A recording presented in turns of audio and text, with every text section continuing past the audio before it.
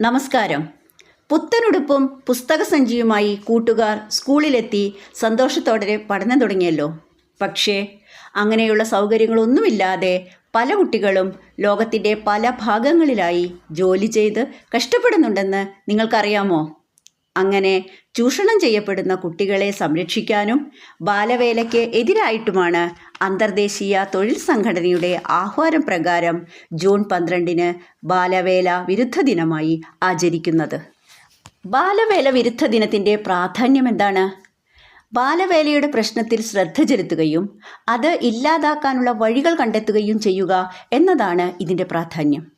ലോകമെമ്പാടും ബാലവേലയ്ക്ക് നിർബന്ധിതരാകുന്ന കുട്ടികൾ നേരിടുന്ന ശാരീരികവും മാനസികവുമായ പ്രശ്നങ്ങളെക്കുറിച്ച് അവബോധം സൃഷ്ടിക്കുക എന്നതാണ് ഈ ദിവസത്തിൻ്റെ ഉദ്ദേശം. 2025 ഈ ദിനത്തിൻ്റെ പ്രമേയം എന്താണെന്ന് നോക്കാം. ഇത് ഒരു പ്രധാന നാഴികക്കല്ലിലാണ് ശ്രദ്ധ കേന്ദ്രീകരിക്കുന്നത്. 2025 ബാലവേലയുടെ ആഗോള എസ്റ്റിമേറ്റുകളുടെയും പ്രവണതകളുടെയും പ്രകാശനമാണ് ആ നാഴികക്കല്ല്. ബാലവേല ഇല്ലാതാകുന്നതിനുള്ള ലോക പ്രവർത്തനങ്ങളിൽ നാം എവിടെ നിൽക്കുന്നു എന്ന് ചിന്തിക്കാൻ ഇതിലൂടെ സാധിക്കും. ഓരോ കുട്ടിക്കും ജാതി മത ദേശങ്ങൾ പരിഗണിക്കാതെ വിദ്യാഭ്യാസം നേടാനുള്ള അവകാശമുണ്ടെന്ന് യുനിസെഫ് ആഹ്വാനം ചെയ്യുന്നു. ഇന്ത്യൻ ഭരണഘടനയിലെ അനുച്ഛേദം 24 ബാലവേല നിരോധിക്കുന്നുണ്ട്.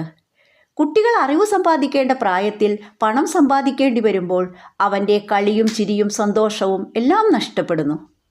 കുട്ടികൾക്ക് ഉചിതമായ വിദ്യാഭ്യാസവും ആവശ്യമായ മെഡിക്കൽ സൗകര്യങ്ങളും അടിസ്ഥാനപരമായ സ്വാതന്ത്ര്യവും ഉറപ്പുവരുത്തേണ്ടതുണ്ട്.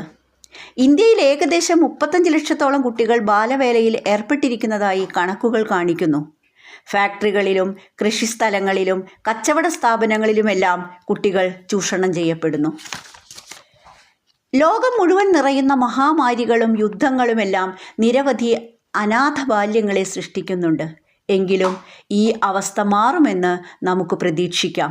കാരണം ഐക്യരാഷ്ട്രസഭ 2030 പ്രാവർത്തികമാക്കാൻ ഉദ്ദേശിക്കുന്ന പ്രവർത്തനങ്ങളിൽ ഏറ്റവും പ്രധാനപ്പെട്ടതാണ് ബാലവേല പൂർണ്ണമായി ഇല്ലാതാക്കൽ. അങ്ങനെ ലോകമെമ്പാടുമുള്ള കുട്ടികൾ നിറമുള്ള സ്വപ്നങ്ങൾ കാണാൻ പഠിക്കട്ടെ. അവരുടെ ജീവിതത്തിനും മഴവില്ലിൻ്റെ 7 നിറങ്ങൾ ഉണ്ടാകട്ടെ എന്നും നമുക്ക് പ്രത്യാശിക്കാം. നന്ദി, നമസ്കാരം.